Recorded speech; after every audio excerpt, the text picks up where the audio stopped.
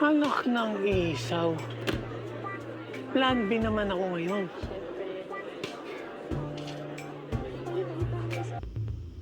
Looks like greed has taken over my ex-friend. I will report this to the Ombudsman ASAP para maimbestigahan siya. This level of corruption is unacceptable. Nandiyan na lahat ng kanyang transaksyon sa Siligang Cartel. Tamang hinala mo sa kawatan ng senador. Pero ang hindi ko maintindihan sa kwento mo, ang sabi mo sa akin, pursigido siyang hulihin ang Moraviano. Pero bakit? Wala na yung Siligang Cartel.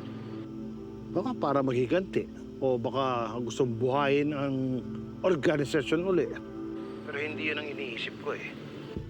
Meron tayong mas malaking problema ngayon. Alam ni Quintin ang tungkol sa bomba.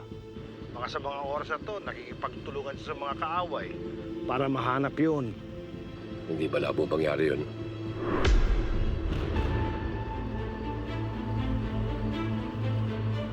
Hello mga kapatid, ako nga pala si Cedric Juan of A Secret in Prague. Siguro akala nyo alam nyo na lahat, no? Think again.